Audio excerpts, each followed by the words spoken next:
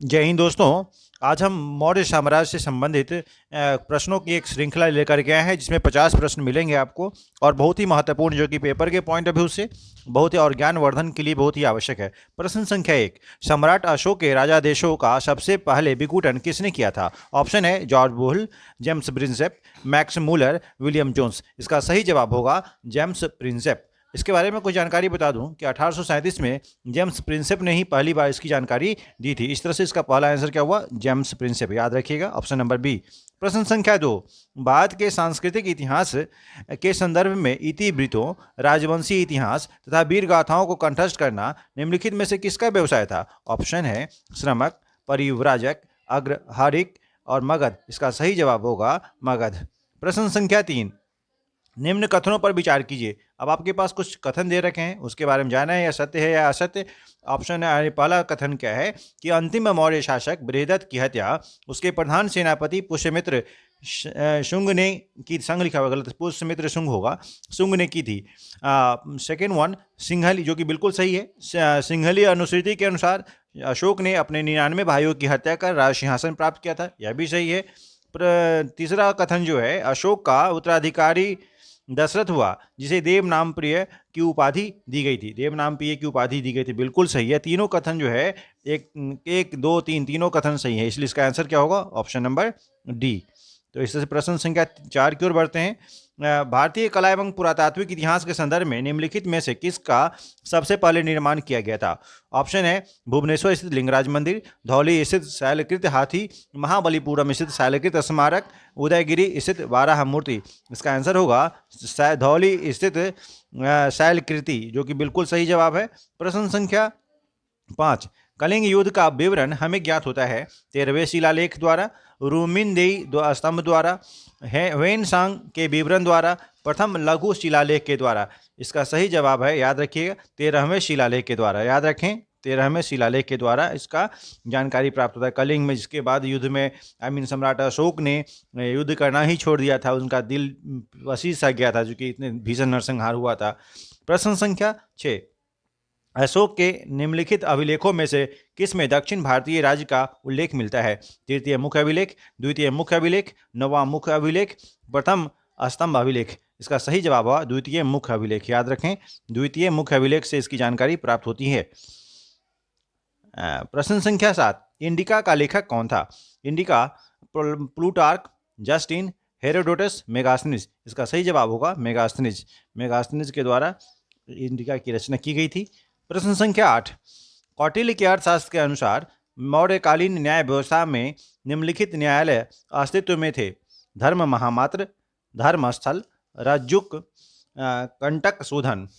अब याद रखें, याद रखना है कि और इसका सही जवाब क्या होगा कि धर्म महामात्र, धर्मस्थल, रज्जुक और कंटक शोधन। इसमें है क्या, न्यायालय की बात हम करते हैं, तो इसमें दो थे, धर्मस्थल ये और कंटक शोधन। यानी ऑप्शन नंबर बी जो है, दो और ऑप्शन नंबर डी 2 और 4 है ना, 2 और 4, चूंकि एक था फौजदारी मामले को सॉल्व करने के लिए, एक था दीवानी मामलों को सॉल्व करने के लिए। तो याद रखिए, इसका आंसर होगा ऑप्शन नंबर डी, जिसमें 2 और 4 है, राइट है ना।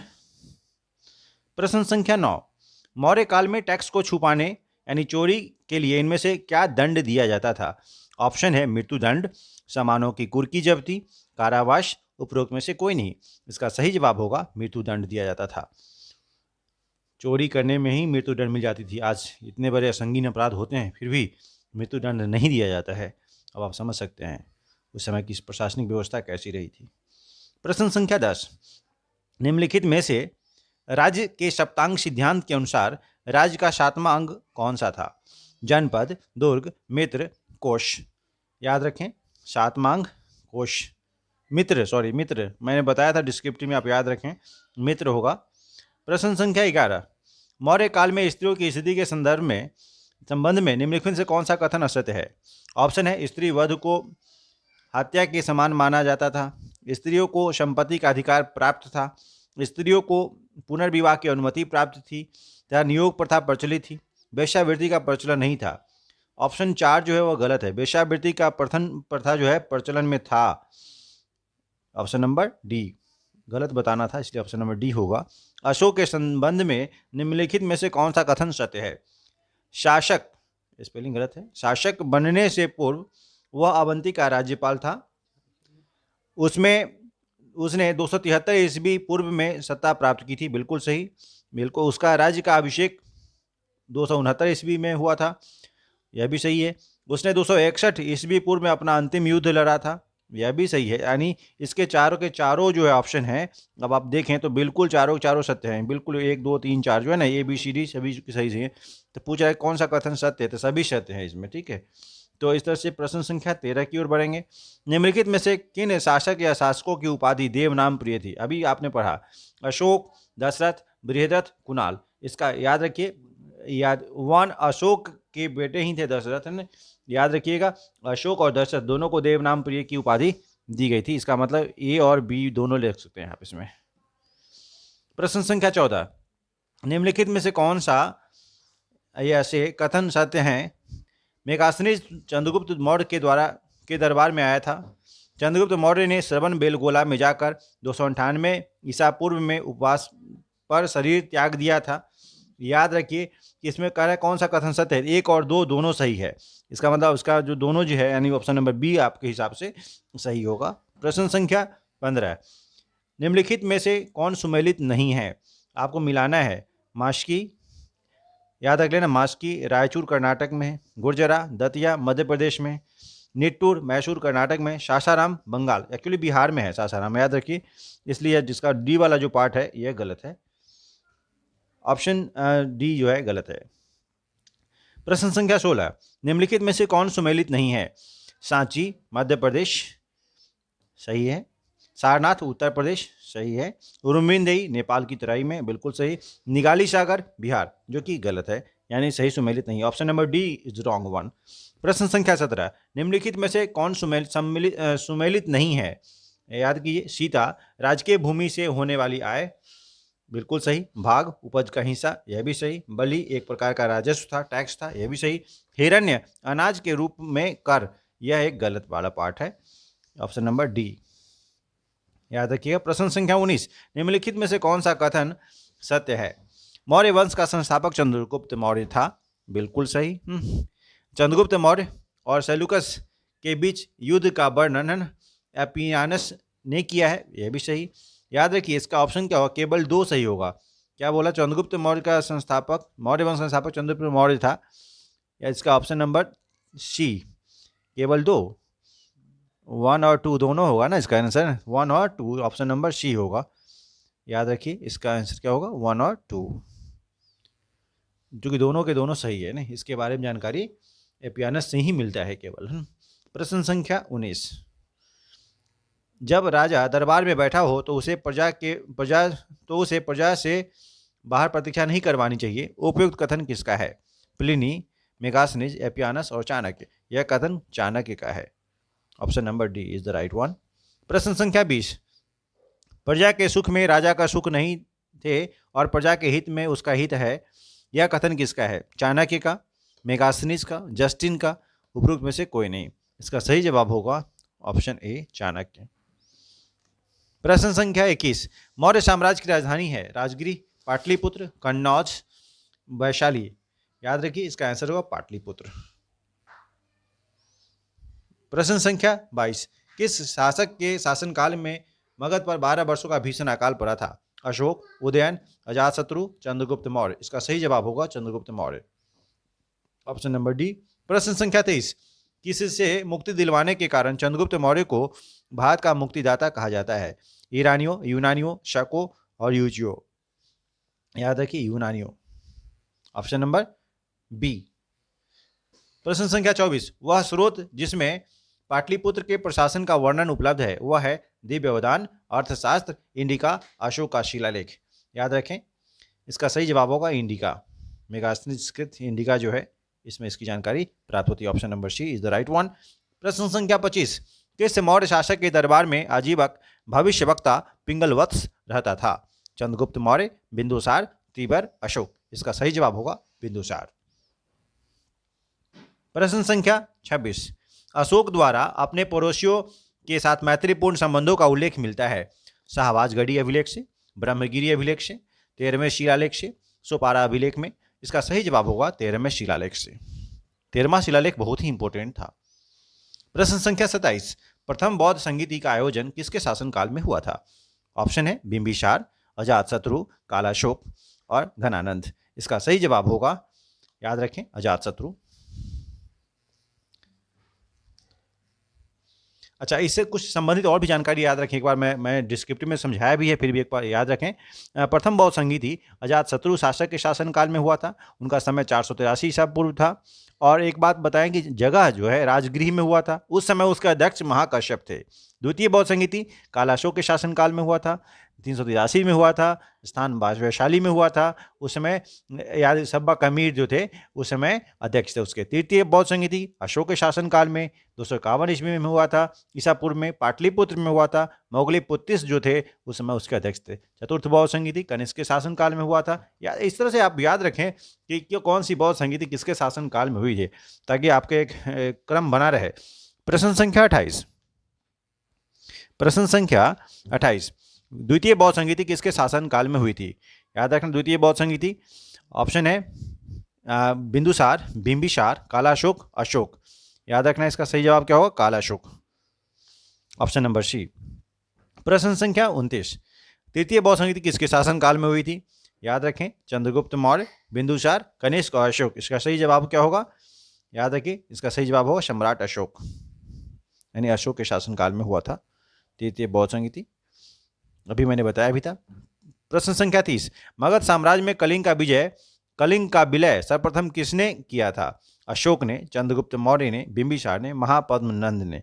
याद रखिए, इसका जवाब होगा महापद्मनंद, जिन्होंने एक राट की उपाधि भी हासिल की थी। प्रश्न संख्या 31, निम्नलिखित में से किस राजा ने पाटलिपुत्र को बसाया था?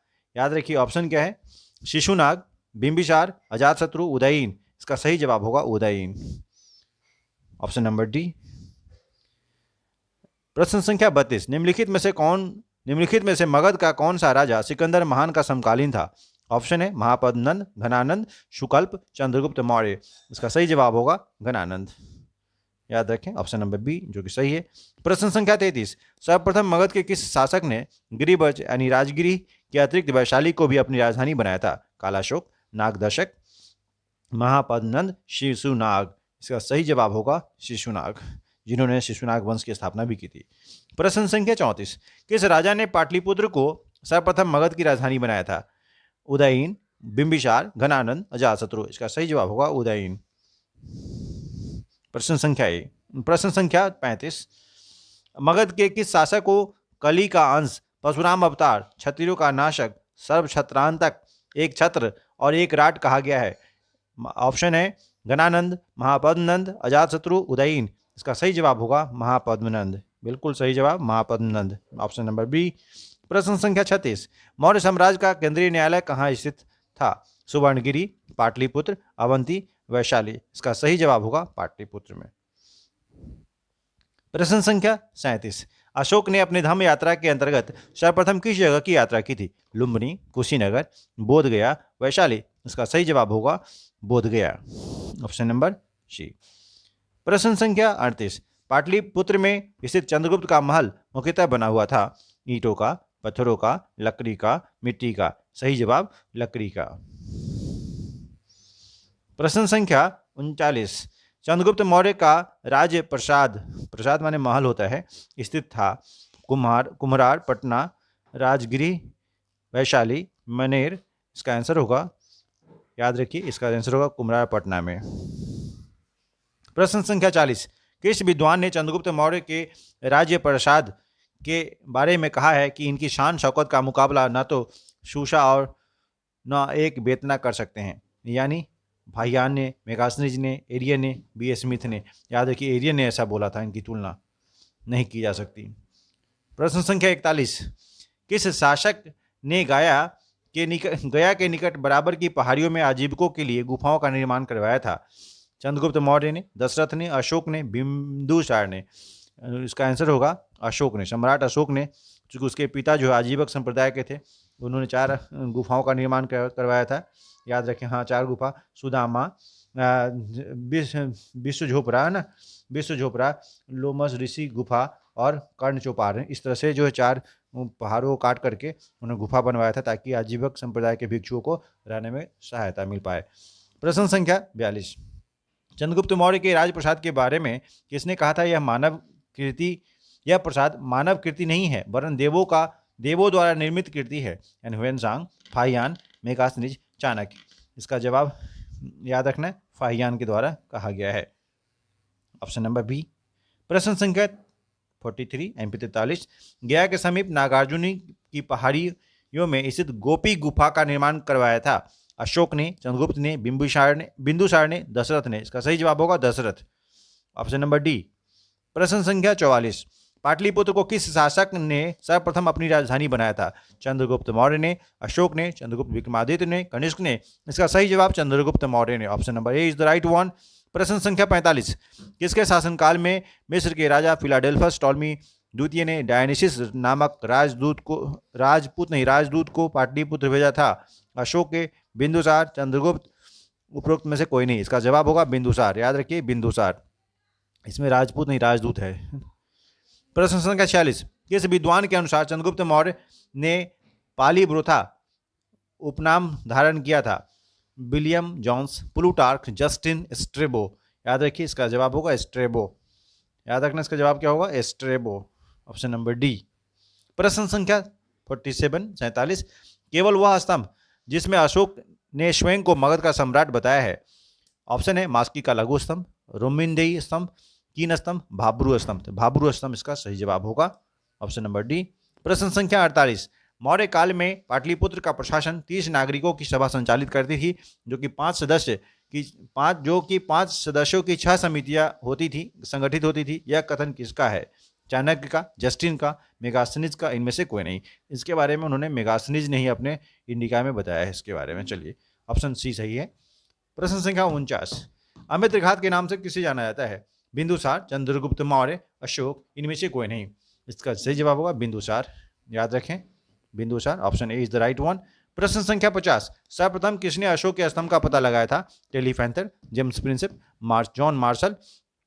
और इनमें से कोई नहीं। याद रखना ऑप्शन ए सही है, टेलीफैंथर। याद रखना टेलीफैंथर।